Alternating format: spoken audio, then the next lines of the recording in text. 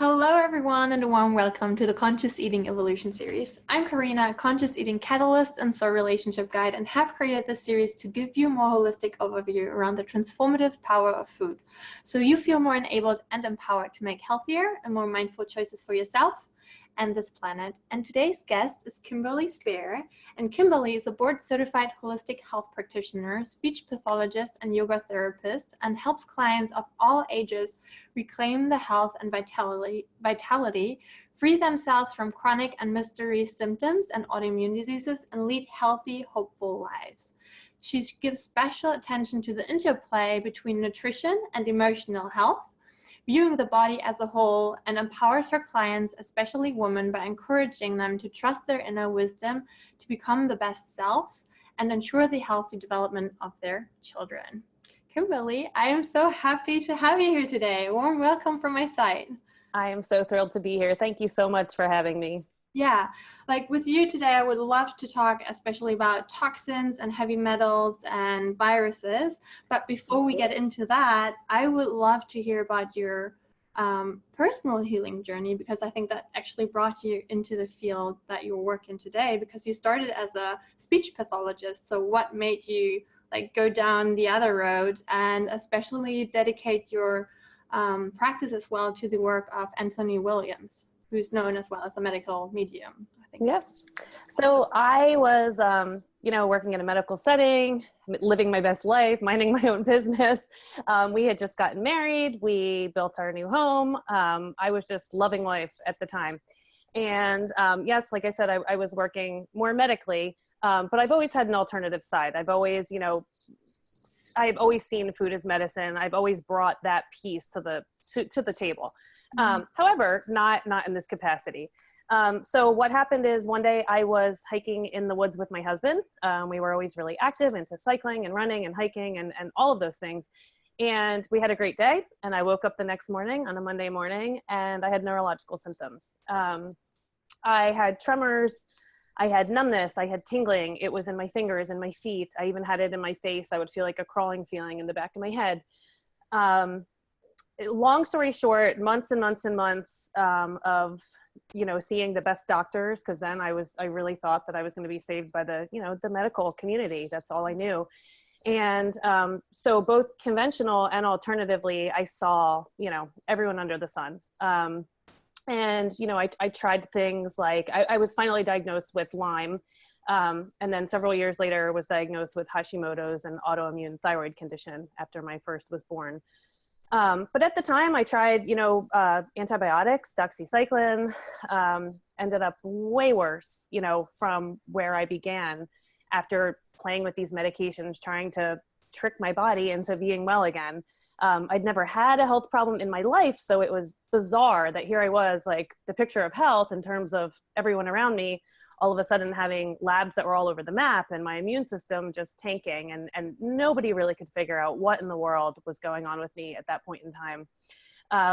But like I said, I later was diagnosed with Hashimoto's, and I had a thyroid stimulating hormone of 93. If you know anything about thyroid, you want it around 1.5. So my immune system was just wrecking havoc. Crazy. And to be perfectly young and healthy and go from running marathons to literally tremoring like someone with Parkinson's overnight, just overnight.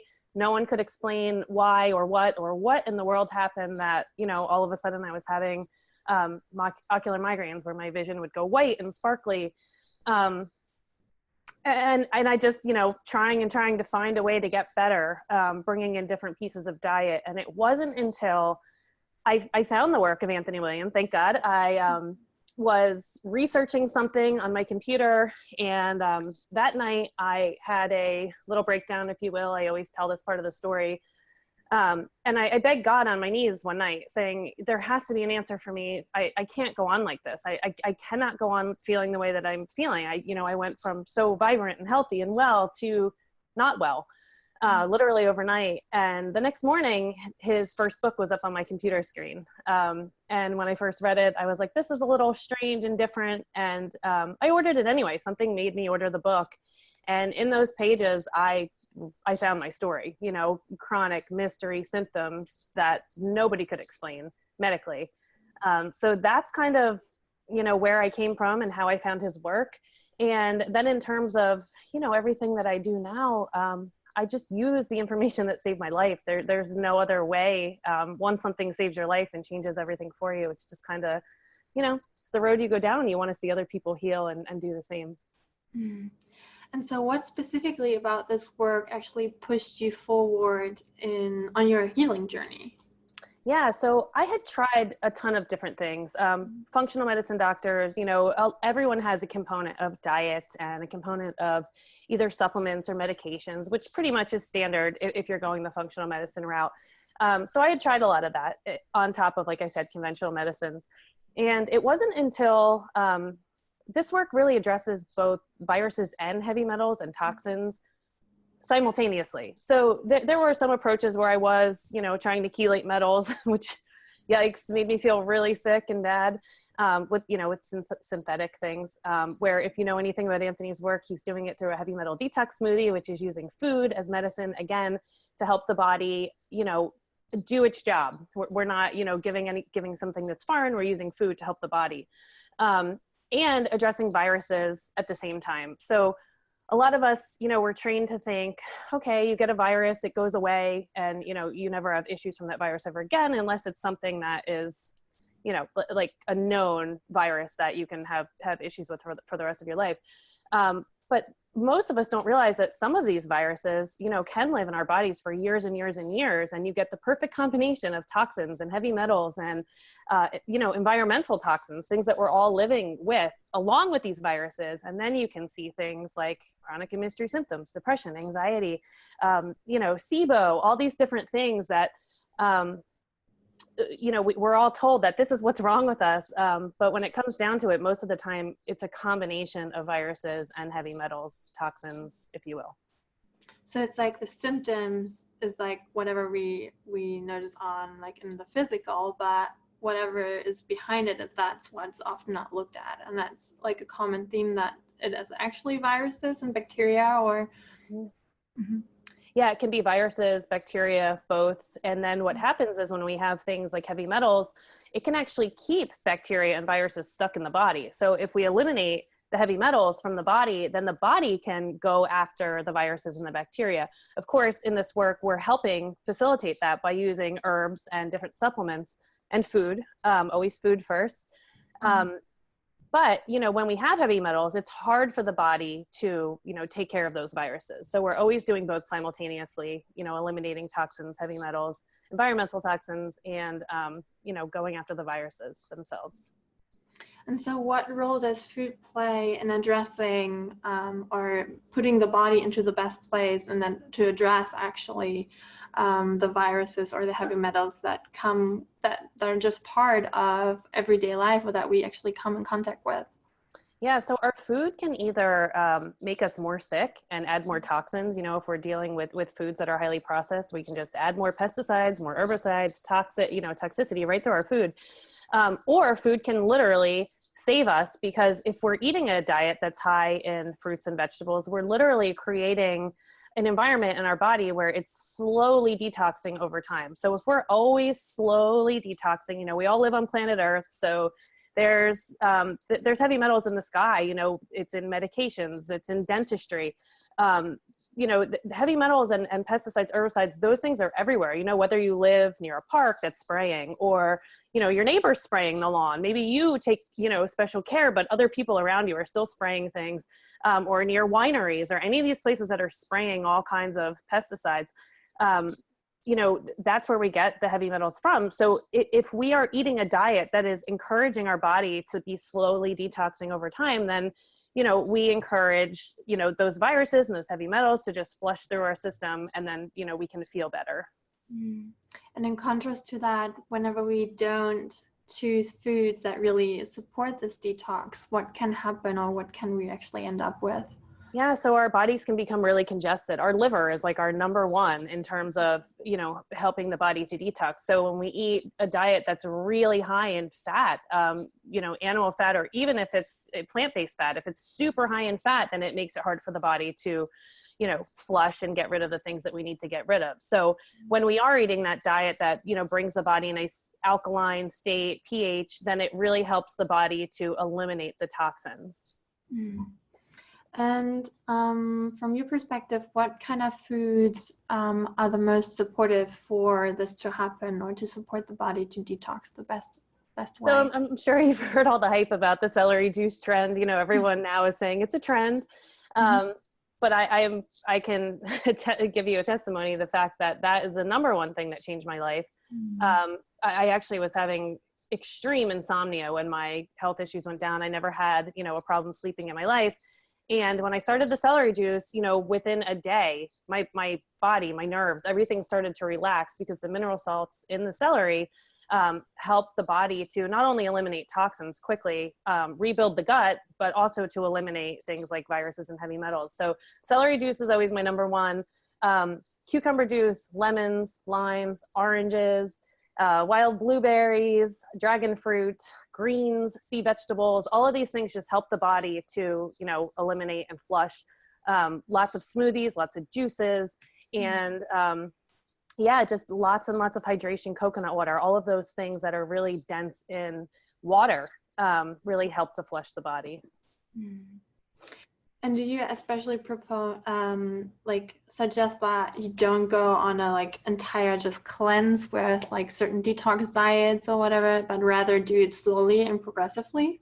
Yeah, some of those detox diets, and I experimented with some of that myself, some of them can make you really, really feel unwell and sick, because you're detoxing so fast and the body can't keep up. So, we have our lymphatic system, and when our lymphatic system gets really bogged down with all these toxins, our blood becomes, dirty and thick and all of those things, and the body has a hard time flushing it out. So anything that's really invasive, with lots and lots of things, can cause, more issues in people that are highly toxic. Some people have no issues because they're not really sick, or they don't have a lot of viruses. They're not super toxic. But the approach that I took is Anthony has a he has a 28-day cleanse, and that cleanse is just really high in fruits and vegetables and liquids. So you're literally just slowly over time, flushing these things out. And yeah, there can be detox reactions, but that just, has to do with how toxic you really are. So some people do need to put some, cooked foods in the evenings, things like potatoes, to slow down their detox. But in general, it really does. It's a nice, gentle cleanse. And I would love to hear your personal viewpoint on parasites as well, how they can actually block and hinder your healing, and how common are they? Yeah, so in this work, I was afraid of parasites too. I mean, it was one of the many things when I went down the functional medicine route that, of course, they're testing your gut for parasites and all of these things, and SIBO. And, Anthony's information taught me that parasites are very uncommon. When it comes to eating something like raw pork, you would know that you had the parasite. So anyone that has a parasite or a parasitic infection probably is going to end up in the emergency room, in the ICU, and either you're going to win or the parasite's going to win. So, you're either going to get rid of it, your body is going to fight, either, maybe with medication, maybe not, your body's going to either fight and you're going to win, or it's going to win. The theory of people walking around with these parasites is simply not true. There are other things going on, and yeah, they can come up on parasite tests, but most of the time it is due to a viral, bacterial, toxic kind of situation. So there are people that are doing cleanses, parasite cleanses, but they're really just treating viruses and bacteria, and that's why they're feeling better. It's not as much, it's not really parasites that we're, killing off or going after. Interesting. Yeah. And we already talked about the heavy metals and the environmental toxins, and I would like to know how that actually as well can be passed down through generations and how it affects us. Yeah, this was huge for me, in becoming a mom. You really worry about all these things, and, is my body clean enough? Are my kids going to be sick? And, I work with moms all over the world, and every mom has those worries. We really worry about all of that, and it is a real thing. When our grandparents ran behind those DDT trucks, or, the people were playing in mosquito spray, and all the mercury amalgams that people, at least now these days, they're doing more white fillings. But most people, when you ask your parents, your grandparents, I had them. Most people have those mercury metal amalgams in their mouth. And unfortunately, you know, when we're in these pesticides, herbicides, dental work, all of those things, medications have heavy metals. It doesn't just come out of our body if we're living in a way that's not, you know, slowly cleansing our body over time. If we're eating diets that are really high in animal foods and fats constantly, with no break of trying to, you know, eliminate things, then yes, it can be passed down from generation to generation. And it's always interesting to me, you know, we learn about genetics and we think like, oh, you know, my grandmother had thyroid disease and my mom had thyroid disease and now I'm going to have thyroid disease. And I've said this before a million times, and I started to have thyroid disease after my first child. And I thought, gosh, it's genetic. But it's not genetic. It's that there's a virus in place. There's toxicities in place. And what did my grandmother pass to my mother? Viruses and toxicities. What did my mother pass to me? Not on purpose. We love our babies. We don't want to pass that stuff to them, but it's human nature. You know, it happens with animals too. So yeah, we can stop the buck right here. We can, you know, do something about these viruses and heavy metals. I don't have to pass that to my daughter, you know. We teach our children to eat and thrive in a different way, so we can stop that genetic predisposition to things like, you know, thyroid disease and breast cancer. A lot of those things are viruses and toxicities. Yeah, I like that. Thank you. Yeah. And so from your perspective, the rise, for example, of ADHD or autism amongst children, how is this related to food or toxins even? And what can we actually do to improve their conditions? Yeah, so ADHD and autism are both conditions where, you know, it's different from child to child. You know, if you took one child next to another one, the situation is probably different. But there's always heavy metals involved. There's always environmental toxins involved. That's just, you know, it's just a factor. When you look at ADHD and autism, you know, years ago and kind of what's happening now, there is a trend. And, you know, a lot of people argue, oh, we weren't diagnosing over the years, we weren't diagnosing the way that we are now. And that's simply not true. I mean, our world is a lot more toxic now than it was, you know, years and years and years ago. So yeah, heavy metals, yes, environmental toxins, yes, new deficiencies, you know, children eating packaged foods, they're living on these packaged foods, on fast foods. There's no nutrition in their body. Our body needs minerals. Our body needs the vitamins to be able to detox properly, to function properly, for the brain to function properly. So what they can do to start improving their condition is, one, get that first book, Medical Medium. I'm serious. Anthony talks in there about, you know, viruses and heavy metals and autism. But what I will say is, as you start to get the heavy metals out, you do the heavy metal detox smoothie, you start feeding the child every hour and a half to 2 hours, sometimes in severe cases every hour, because when that glucose reserves drop in the body, that's when, you know how you feel when you go to the grocery store and you don't eat, and all of a sudden you have this, like, either you feel anxious or you feel really low and tired because you're like, you know, you're crashing, hangry, you know, that word. But that's what happens for these kids. And that's when we see behaviors. And that's when we see all of these things where they're just so overstimulated and all these sensory issues. So we start them on detoxing the heavy metals. We take care of nutritional deficiencies by juicing, by smoothies, by eating really well, and then also by supplementation. And then we make sure that we're feeding them a diet really high in nutrients, really high in fruits and vegetables, and just feeding them often to keep their brain from, you know, that fire that actually goes on when we let our glucose, you know, drop too low. I see them so much as such a great reminder for us to not fit them into what we have created, but rather create the circumstances for them to thrive. And I would love to have your viewpoint as well on how do you, especially for people or children that haven't been eating this way so much, and I know you have actually, I think you have 2 children, right? Yeah. Yes. How do you make your children, if they have not been used to eating that clean or that healthy, how do you help them transition to really like the food? Yeah, this is a huge question. I created a course all around this because this is the $1 million question here. My firstborn, he grew up like this. I mean, he would drink a 16-ounce celery juice if you handed it to him over anything. And all kids are different. My daughter is not that much into food. So she's not that she's eating it's not junk. It's just she more was into like nursing than, you know, both of them obviously, nurse, but he was more adventurous is what I'm saying. So all kids are different. And these parents that have children that were originally fed a less nutrient dense diet, they have to meet their kids where they are. So it's not like one day you just pull out all the stops and, I'm going to take them off all of these foods that are not good to eat for their condition. It's more like one at a time taking them out. So if we're talking about pulling out dairy, they take out dairy, they provide something that is like that. So if it's yogurt, maybe you give them a coconut yogurt. If it's milk, you give them a hemp milk or an almond milk. And just always giving them those substitutes and just meeting them where they are, really encouraging them to make that change and that transition without forcing them. I always say, we can't force our children. We have to let them learn the power of food. So, if you ask my son what a food does for him, he could tell you, an avocado is good for this or an apple is good for that. And I think that is so important as we're cooking and as we're doing things with our children to teach them what these things are good for. Why are we eating bananas? Why are we eating grapes? I think that's super important because as kids learn that, they realize like, oh, I do want to be healthy. So back to your question is, we meet them where they are. We give them substitutes. Even things, pizza, kids are really into pizza. You find a way to make a pizza that is free of the things that you're trying to avoid. You don't just take it away and say, you're never going to have a pizza ever again. You make it for them with different ingredients. And then the other thing is just making sure that there's always a safe food on the plate. I always say that.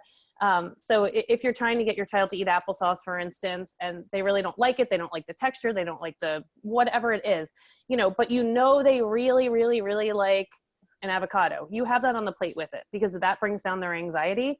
They may go to that first and then kind of explore the applesauce.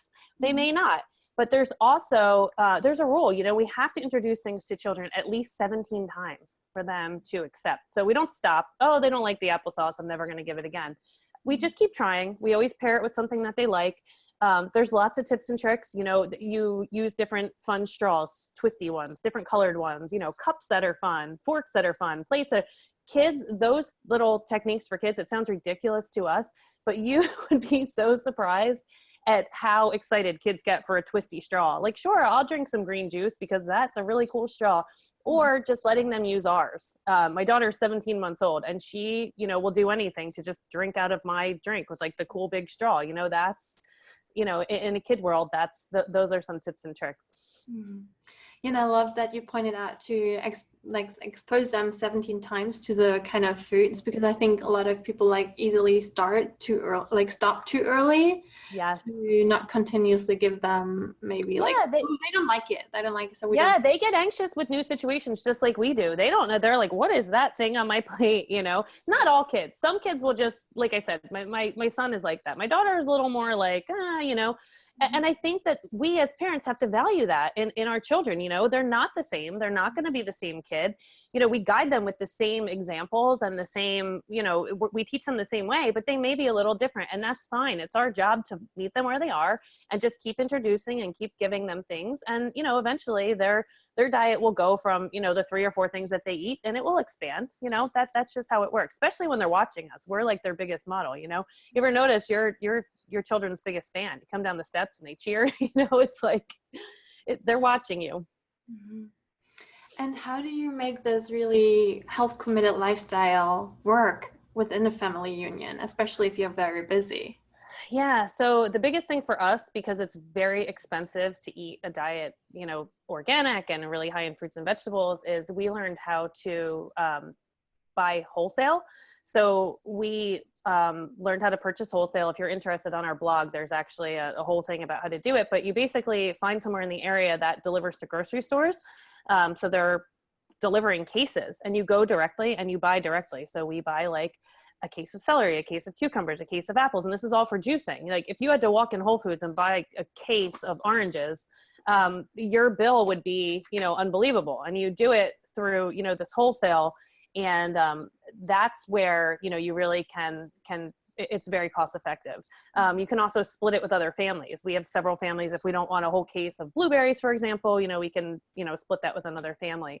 The other thing is just being prepared. You're not going to eat healthy if you're not prepared, because what are you going to do? You're going to grab something out if you're just not prepared. So it's just a matter of making sure that you always have what you need for the next day. And then also having cheat things where, you know, if you're absolutely that day, you're doing 15 things with the kids, like what can you grab out of your kitchen that is, you know, still acceptable? It may not be your best case scenario, but you know, you have those alternatives. So especially with kids, you know, kids will see another kid eating like a waffle or something, you know, just as an example. And like, maybe you don't want your kids to eat that. So you find a way to make it that, you know, you're comfortable and happy with the ingredients, and you sub out the things that you don't want. Like, we don't give our kids eggs. So, you know, I have a way to make a quick waffle without eggs, you know, use flaxseed. So just having those really quick meal ideas is just really important for thriving as a family. And just like I said, always being prepared, always having snacks, always having, you know, fruits and veggies, just really easy to cut up, and, you know, prepping dips ahead of time. So they have dips to dip their veggies in, because that's huge for kids as well. And that really encourages them to eat well. Yeah, so it's really like learning a new skill set and then transition into it, right? Yeah. And from your perspective, what are other factors that are just as important as food to really create the healing that you're striving or looking for?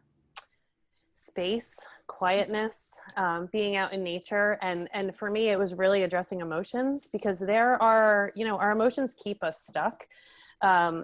Once you go through a healing journey, you know, you don't exactly just trust your body again right away. You know, sometimes there's a lot of anxiety that can go on. There's depression that can happen, not only from viruses that are in the body, because they can be responsible for some of that, and heavy metals. But there's also that like little self-doubt thing that can happen of like, oh, now I'm well again. Am I going to get sick again? You know, those kind of things. So it's really important to confront those emotional things. And there's a whole bunch of different tools and meditations that I use. Some of my favorites, EFT meridian tapping and yoga therapy. Just some things that really help you get out of that like thinking brain and more into that, you know, flow and let it go kind of brain. And I think that's really important for kids too. They may not really understand what they're doing, but just having kids stop in nature, you know, take a couple breaths. You know, a lot of times we'll stop, you know, when there's a whole bunch of trees and just take a couple breaths of fresh air, doing some grounding, doing some yoga. I think it's really important for all of us, because trying to heal when we're in this like fighting kind of, you know, we want to fight. It's really hard for our body to fight and to win and to heal when it's in fight or flight. We really have to get ourselves back in that rest and digest, and let our body do the work, because our bodies know how to heal, our bodies know how to thrive, but we can get in the way emotionally and just being always on the go. It's really important that we take time to rest. Yeah, so to create the right circumstance, the right. Yes. And how, like, if people would want to work with you, if they would love to connect with you more deeply, where do they find you? So my website is reclaimersofhealth.com. And I'm also on Facebook and Instagram. Instagram is Reclaimers of Health. Awesome. And you have a free gift to share with the audience. What is that about? Yeah. So if you go to our website, reclaimersofhealth.com, there are my favorite foods for stress and overwhelm. These are just things that helped me on my journey to really learn how to ground and deal with stress and deal with the ups and downs of healing. So these are the foods that I use personally to help bring me back into that rest and digest kind of mode so that my body could heal. I love that. And it will be linked right underneath the, awesome. underneath the interview. I love so it. You can go straight to it. And so my question for you as well, that I ask every expert here on the summit, is what is your personal message of hope to the audience, if you have one? Yeah, I think it's really important to realize that your body knows how to heal. Your body knows how to thrive. We just have to get out of the way. We have to support our body with the right foods, with the right supplements, with the right conditions. We have to, you know, deal with that emotional stress, but the body can and will heal. Absolutely. There is always hope, and, you know, just give your body some love and it will thank you. Thank you. Thank you so much, Kimberly, for being part of Conscious Eating Evolution. I appreciate it. It was a pleasure talking to you. And I think, I think a lot of helpful content came through today. Beautiful. And thank you all for watching and joining us. And please stay tuned for more incredible content on how to eat to improve your health, empower your spirit, and thrive for the planet. Thank you. Bye.